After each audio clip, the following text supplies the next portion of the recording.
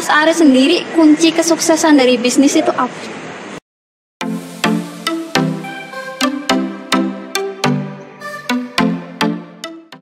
Halo teman-teman semuanya, selamat datang di podcast Brigata bersama saya Indah yang akan menemani kalian dalam mengupas tuntas persoalan tentang bisnis, khususnya untuk pemula.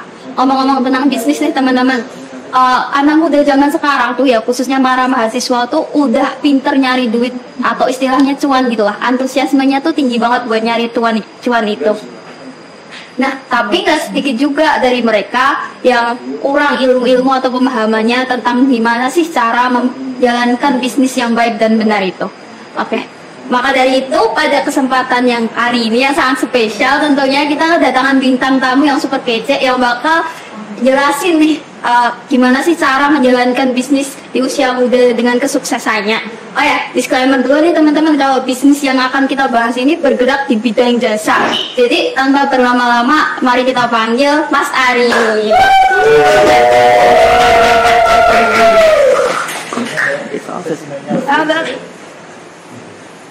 Silakan.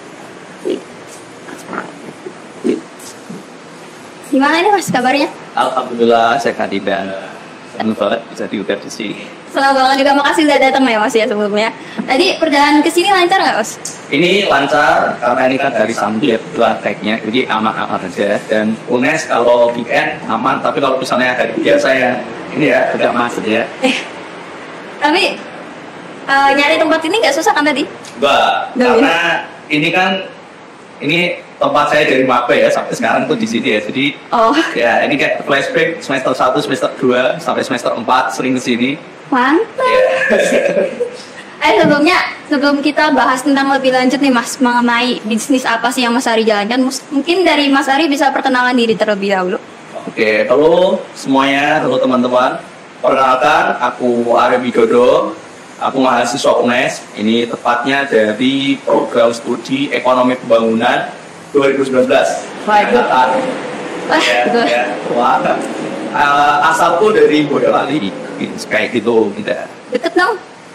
Iya, aku Solo. Oh iya, satu ini aslinya ya. Oke, tadi kan aku udah sempat jelasin sedikit nih Mas. Kalau bisnisnya itu kan bergerak di bidang jasa. Betul. Nah, kira-kira bisnisnya itu bisnis apa sih Mas?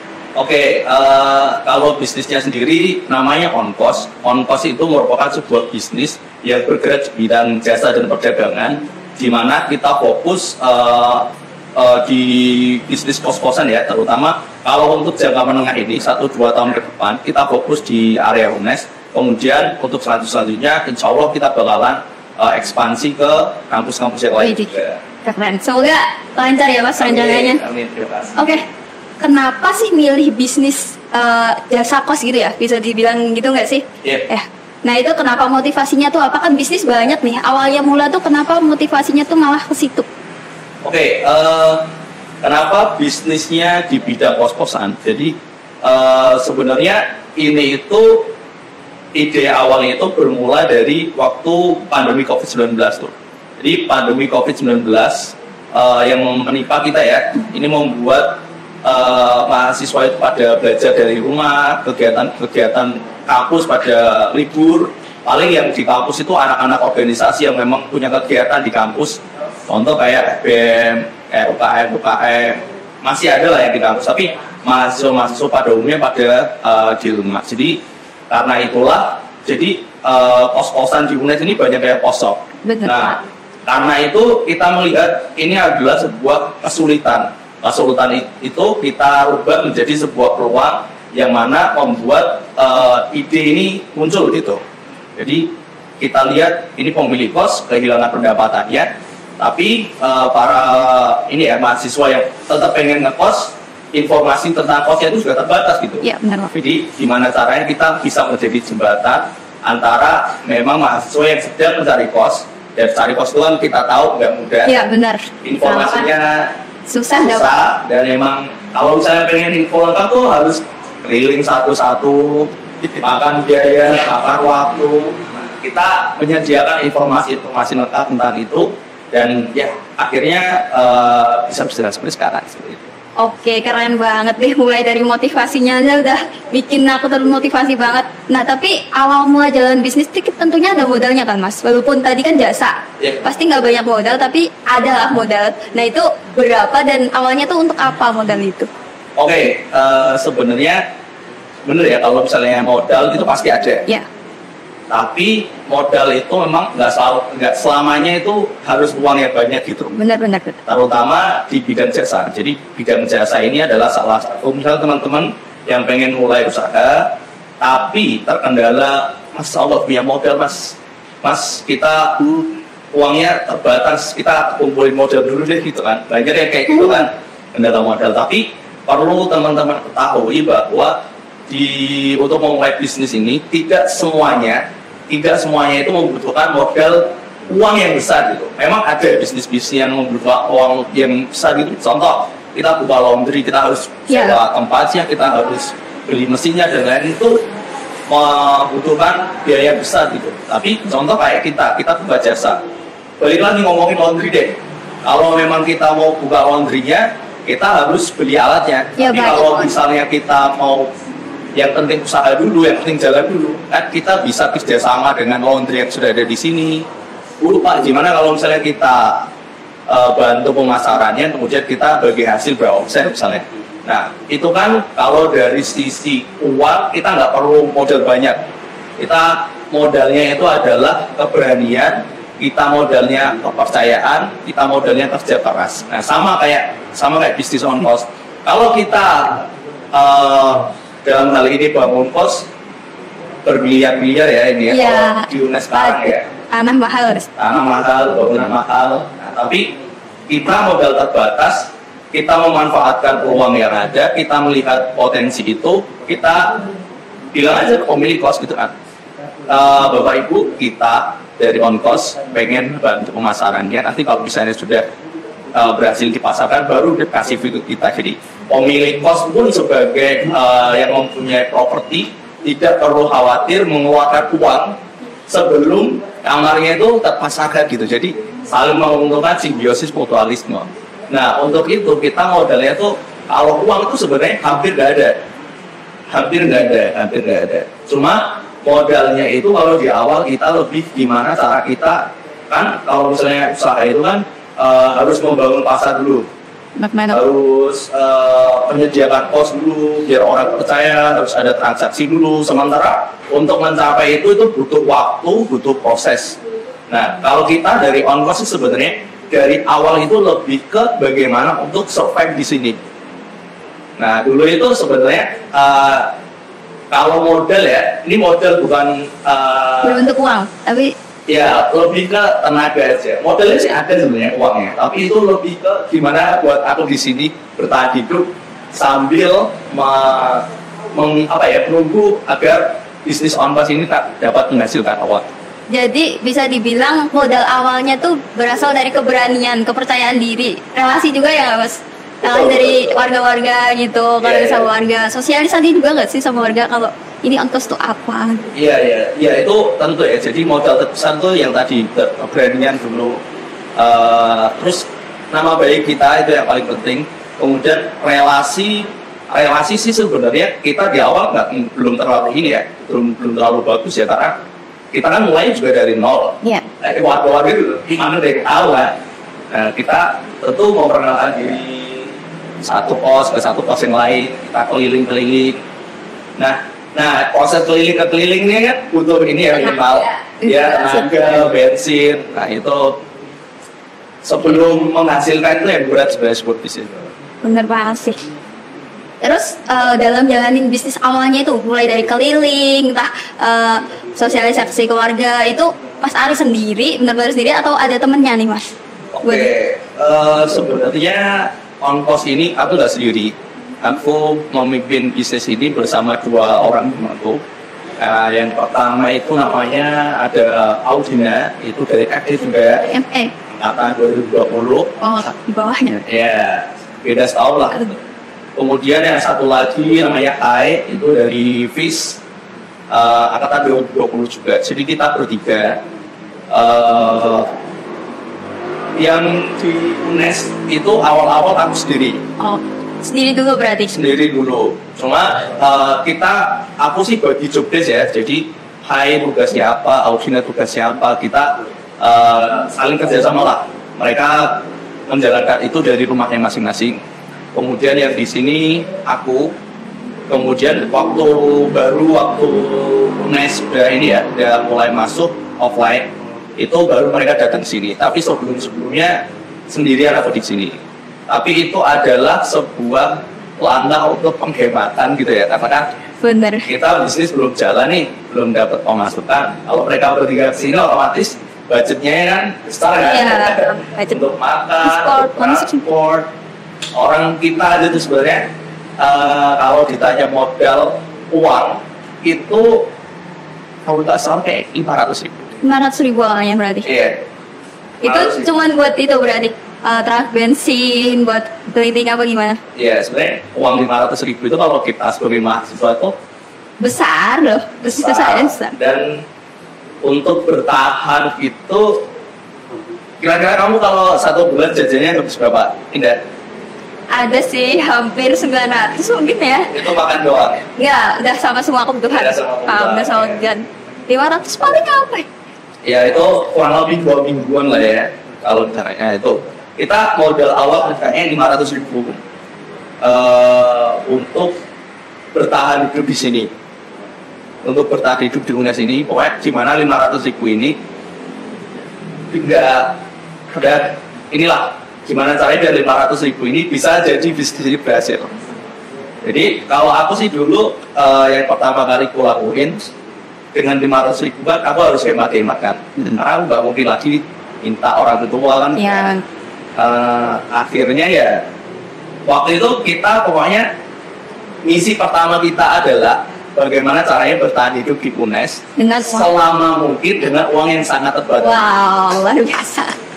Nah kebetulan waktu itu lagi ada ini apa namanya SMPNS. PNS, oh iya. Ya, UNES itu salah satu kampus yang sering banget mengadakan SMPNS kan. Iya. Dari kayak kalau 2021 akhir itu dari Kemenkumham buat sipil itu kalau nggak salah ya. Nah itu kayaknya hampir 1 minggu pas aku datang itu ada tes CPNS. Jadi untuk bertahan hidup aku waktu itu mengandalkan ojek, tapi ngojeknya bukan kalau sekarang kan ada Grab, ada Gojek gitu. Kalau aku enggak, kalau aku mandiri ojeknya. Ojeknya mandiri. Jadi gimana tuh?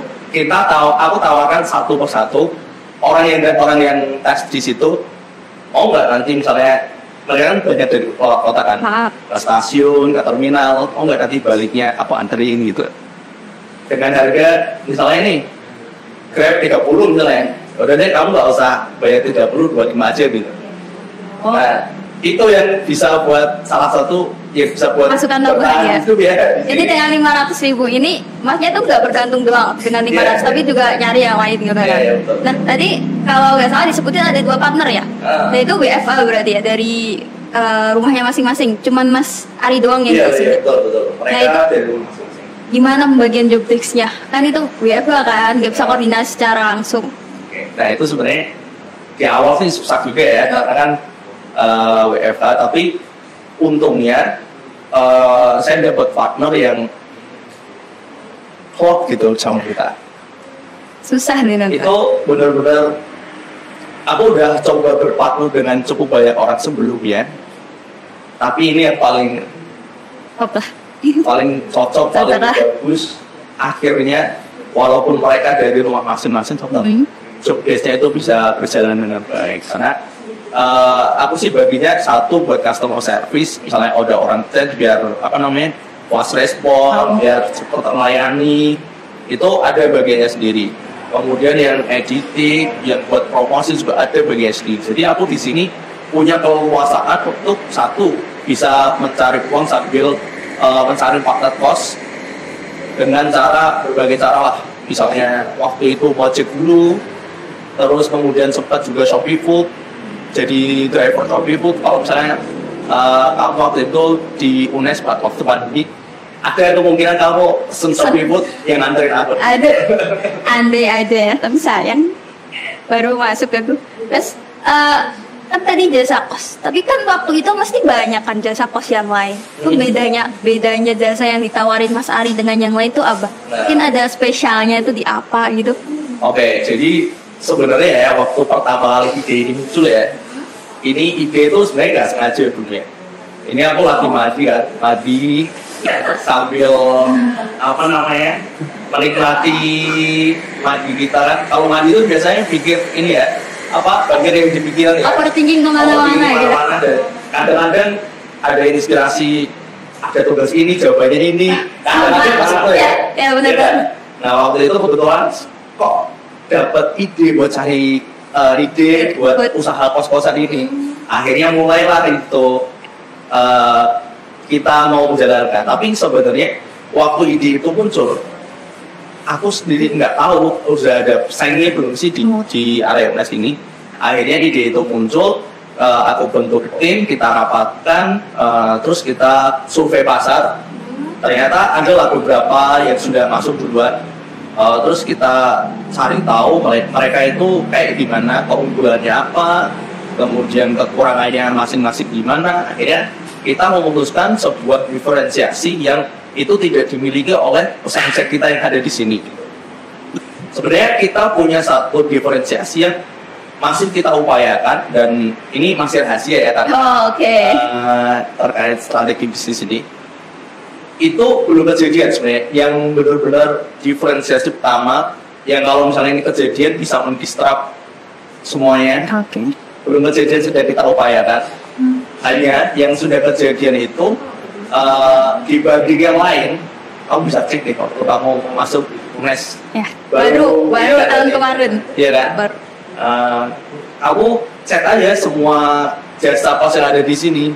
Siapa yang paling pertama baru chat itu? Fast responnya itu ya? Karena kita sudah terstruktur dari awal.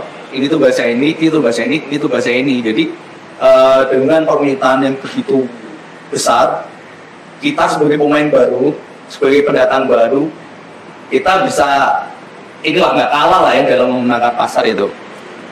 Nah, kemudian juga waktu itu karena lagi COVID-19, apa yang kita tawarkan dan tidak ditawarkan oleh yang lain, yaitu kita menyediakan banyak. Kayak kalau yang lain kan mungkin dari sisi harganya kan kita harus cari-cari dulu baru tahu harganya. Kalau kita enggak, kamu datang ke kita, kamu datang ke Moas, udah tahu nih ini kos apa, kemudian harganya berapa. Jadi misalnya untuk mencari, men-screening itu lebih gampang, lebih jelas kayak gitu. Kemudian kita juga sediakan informasinya itu selengkap mungkin.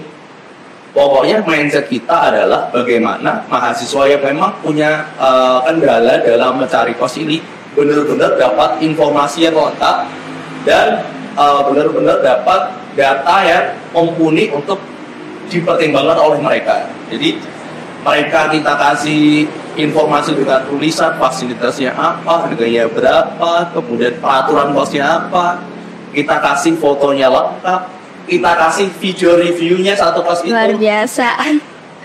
Jadi ya itulah yang menjadi pembeda kita dengan pesaing-pesaing kita yang lain.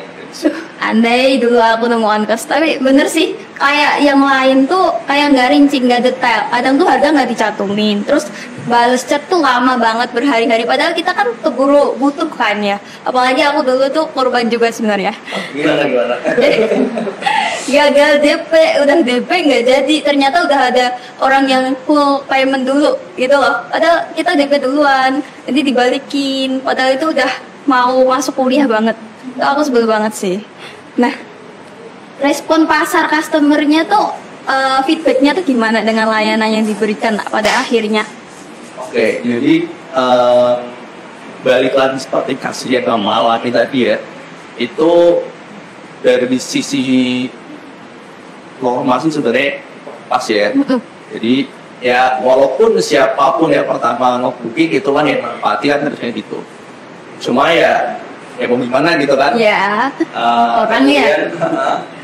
Respon pasarnya sendiri, aku sih nggak bisa ini ya, nggak bisa memungkiri bagaimana ketika kita sudah membantu bagaimana memperkuat mahasiswa dengan kos yang cocok, rasa ucapan terima kasih yang tulus dari para siswa, dari orang tua itu benar-benar bikin ini ya, bikin semangat terus gitu buat jalanin bisnis ini. Kemudian juga dari pemilik kos juga mengucapkan terima kasih ya, lulus itu benar-benar jadi sebuah power kita lah, sebuah pembakar semangat kita biar bisa lebih mau memberikan yang lebih baik lagi ke. Jadi nih Mas, dari tadi bilang kan kalau layanannya tuh lebih fast respon, lebih kayak mutamain juga kevalidan datanya tuh bener-bener ada gitu. Nah itu akhirnya berdampak juga ke customer yang akhirnya juga suka ya apa, dan pemilik kos yang juga sama-sama untung, keduanya untung. Mas Ari pun akhirnya lebih semangat lagi jalanin bisnis itu. Terus tapi kan namanya bisnis ada fee-nya kan ya Mas ya. Nah fee-nya ini dipatoknya dari postingan per post apa nanti kalau customer udah booking dari kalau kita sih tergantung model yang ingin dipilih gitu, bisa per post bisa, tapi kita pada umumnya itu adalah setelah memang kamar tersebut bisa di booking gitu, jadi para pemilik kos pun tidak mengeluarkan uang percuma gitu. Jadi kita bisa menjamin bahwa apa uang yang dikeluarkan untuk biaya pemasaran kos tersebut itu benar-benar ada hasilnya. Jangan sampai udah keluarin uang tapi ternyata kamarnya masih tetap kosong. Kan kasihan juga ya para pemilik kos ya karena mengalami hal tersebut ya. Jadi kita datang, pokoknya ini udah beres, udah ada customer-nya, udah lengkap, uangnya udah masuk, datanya udah lengkap kita kasih, baru kita bisa dapat fee dari beliau para pembeli kayak gitu. Jadi fee-nya tuh ketika udah mahasiswa dapat kos, Betul, udah bayar, baru pembagian hasilnya tuh di situ. Ya, betul. Nah tapi tadi kan ada partner. Buat pembagian partnernya tuh gimana, Bu Sin? Boleh dijelaskan, kan itu beda-beda kan job desk-nya, tentunya kesulitannya juga beda-beda dalam menjalankannya. Ya. Jadi ini pertanyaan yang bagus ya, karena aku melihat dari teman-teman yang sudah mulai, yang dulu pernah mulai juga, terutama yang menjalankannya bukan sendirian, tapi bersama teman. Itu ini sensitif banget ya, tapi ini perlu kepada teman-teman biar nanti kalau misalnya mau menjalankan itu nggak salah langkah gitu. Uang itu bisa menjadi hal yang menyatukan dan bisa membuat sumber pemecah. Bener banget. Nah, kalau menurut ya sejauh ini selama 1 tahun lebih ini, kayaknya semua hal itu bisa dibicarakan kecuali uang. Dalam arti gitu, bukan berarti kita dari tim komposisi 3-3-nya itu mata duitan banget, tapi untuk sisi keuangan kita memang sangat berhati-hati.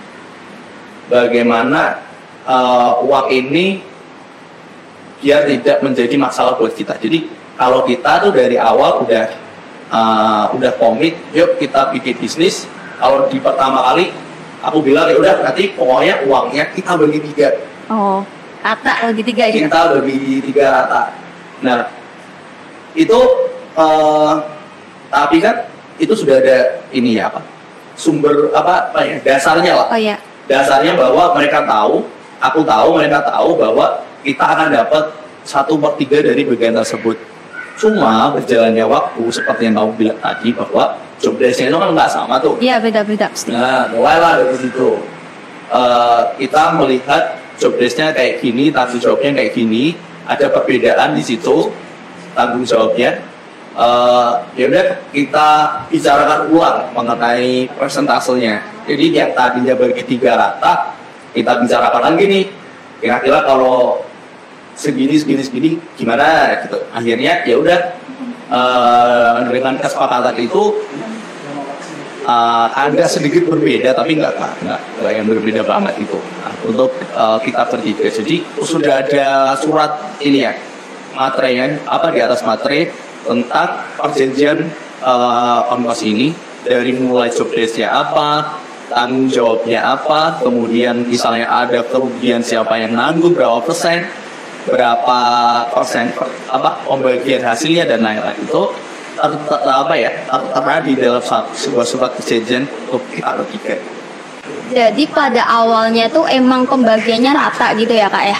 Nah, terus seiring berjalannya waktu bisnis juga berkembang, akhirnya dibagi ada surat perjanjiannya berapa hasilnya per orang gitu. Tapi partnernya sampai sekarang tetap 2 ya? Iya tetap. Sampai apapun akan juga itu mudah-mudahan.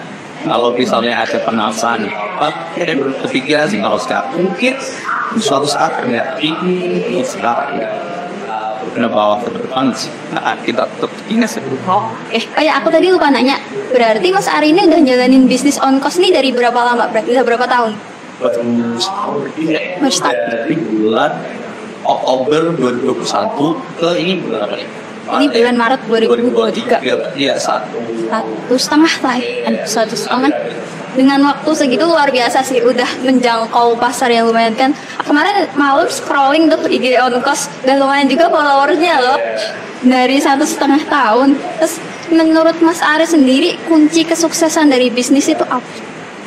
Sebenarnya kunci kesuksesan terutama untuk yang bisnis jasa ya itu adalah kejujuran. Benar banget sih.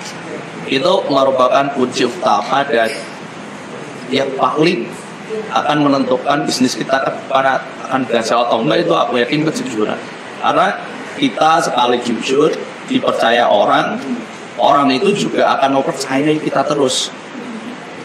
Jadi kalau misalnya kita pernah bohong sekali aja, orang itu tandain kita, dia bisa cerita kemana-mana bahwa ini orang nipu nih.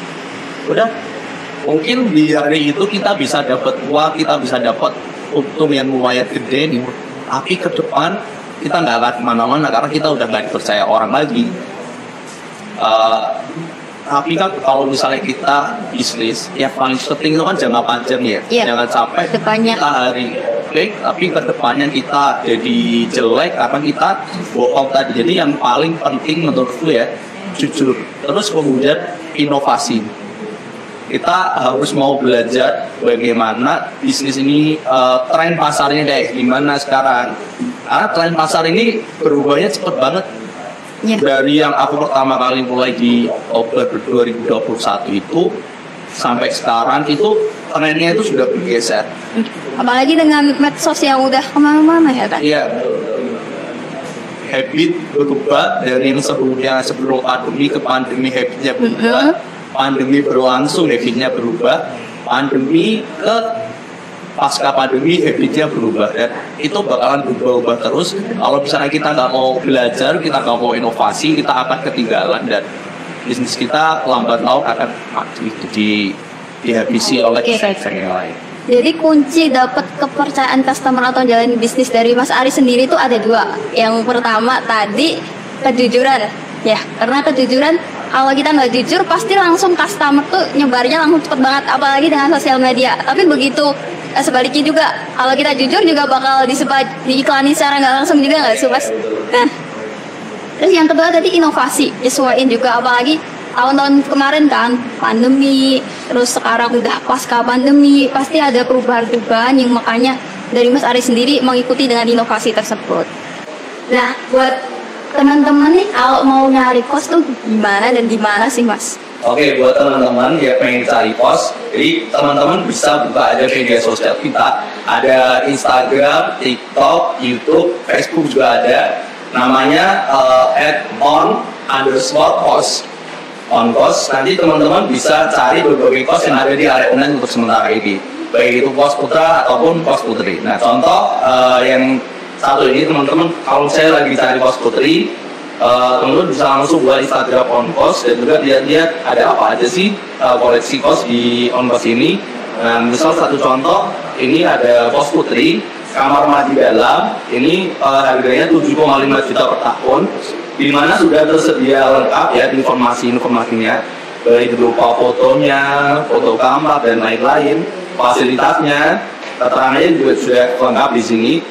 Apa aja yang ada di dalam kamar, apa aja fasilitas bersamanya, lokasinya di mana, hingga harganya tertera dengan lengkap. Jadi teman-teman dengan sekali klik udah bisa langsung untuk melihat berbagai kos yang tersedia di area UNES. Terus kalau teman-teman mahasiswa tuh mau pesen, nah mekanismenya tuh gimana? Oke, kalau teman-teman mahasiswa pengen pesan, kalau misalnya lagi buka Instagram kita, langsung aja klik link yang ada di bio kita, di linktree_on_course. Nah, teman-teman nanti bisa lihat beberapa opsi yang bisa diklik oleh teman-teman. Kalau misalnya pengen lihat course lengkapnya, bisa dilihat di website atau Facebook, Instagram, dan YouTube. Tapi misalnya pengen langsung order, bisa langsung aja klik WhatsApp untuk nanti menghubungi admin dari OnCourse seperti itu. Oke, jadi simpel banget ya teman-teman. Tinggal cari idenya OnCourse, pilih-pilih kos mana yang mau di booking, terus udah langsung gue aja. Pasti langsung dibalas cepet ya, Pak? Iya, pasti langsung satu-satu. Oh, nggak kerasa lama banget juga ya kita ngomong-ngomong di sini, Kak. Tapi bisa dilihat wajah-wajah dari mereka yang udah nggak sabar time out gitu ya. Terus oke, jadi sebelum tutup nih, mungkin kita ada sedikit game kecil ya. Aku ada pilihan nih buat Mas Ari. Oke, jadi nanti Mas Ari tuh jawab cepet aja, nggak usah mikir. Aku kasih 2 pilihan.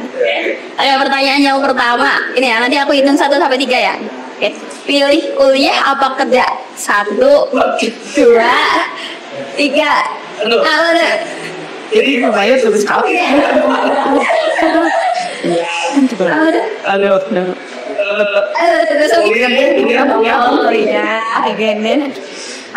Lanjut pertanyaan kedua. Gak usah mikir ya Mas ya. Langsung kerja sendiri apa sama orang? Sama dia. Sendiri. Kerja sendiri. Oh. Terus partnernya tadi gimana? Itu kerja bersama. Terus yang terakhir ini sulit banget sih menurutku. Aduh, oke siap-siap nih. Tim bubur diaduk apa nggak diaduk?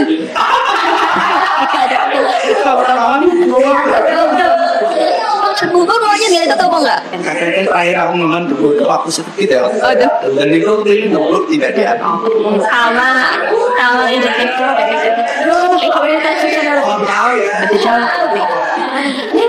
Karena musuh yang diaduk nggak ada di sini.